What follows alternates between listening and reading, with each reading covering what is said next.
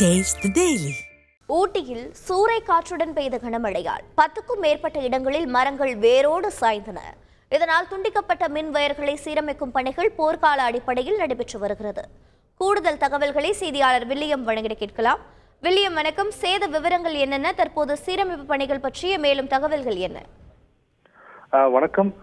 நீலகிரி மாவட்டத்தை பொறுத்தளவு வானிலை ஆய்வு மையம் அறிவித்தது போலவே தொடர்ந்து கனமழை பெய்து வருகிறது. குறிப்பாக நேற்று காலை முதல் துவங்கிய மழையானது தற்பொழுது வரை தொடர்ந்து பெய்து வருகிறது.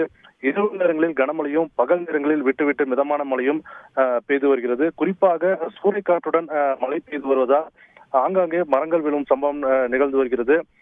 இன்று காலை முதல் உதகை சேரிங்கிராஸ் மாவட்ட ஆட்சியர் அலுவலகம், கோக்கால், சோலூர், சிங்கர் போஸ்ட் மற்றும் மத்திய பேருந்து நிலையம் அருகே உள்ள பல பகுதிகளில் 10க்கும் மேற்பட்ட மரங்கள் வேரோடு சாய்ந்தன. இதனை அப்புறப்படுத்தும் பணியில் தீயணைப்பு துறையினர் துரிதமாக செயல்பட்டு வருகின்றனர். குறிப்பாக 25க்கும் மேற்பட்ட தீயணைப்பு துறையினர் ஆங்காங்கே சென்று அங்கு சாய்ந்த மரங்களை அப்புறப்படுத்தி போக்குவரத்தை சீர் செய்து வருகின்றனர். ராட்சத மரங்களை ஜேசிபி இயந்திரங்களை கொண்டும் அகற்றி சாலையை சீரமைத்து வருகின்றனர். குறிப்பாக மரங்கள் மின்கம்பங்கள் மேல் விழுந்துள்ளதால் பல பகுதிகளில் மின் இணைப்பு துண்டிக்கப்பட்டுள்ளது. இதனை போர்க்கால அடிப்படையில் 50க்கும் மேற்பட்ட ஊழியர்கள் அந்த மின் இணைப்பை சரி செய்யும் பணியில் ஈடுபட்டு வருகின்றனர். மேலும் தற்பொழுது மழை குறைந்த போதிலும் காற்றின் வேகம் அதிகமாக இருப்பதால் மரம் ஆங்காங்கே விழும் சூழலில் மரத்திற்கு அடியில் நிற்கவோ வாகனங்களை நிறுத்தவோ வேண்டாம் என தீயணைப்பு துறை மூலம் எச்சரிக்கை விடுக்கப்பட்டுள்ளது.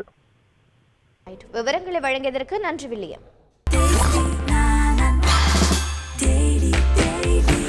Taste the Daily. Taste the Daily.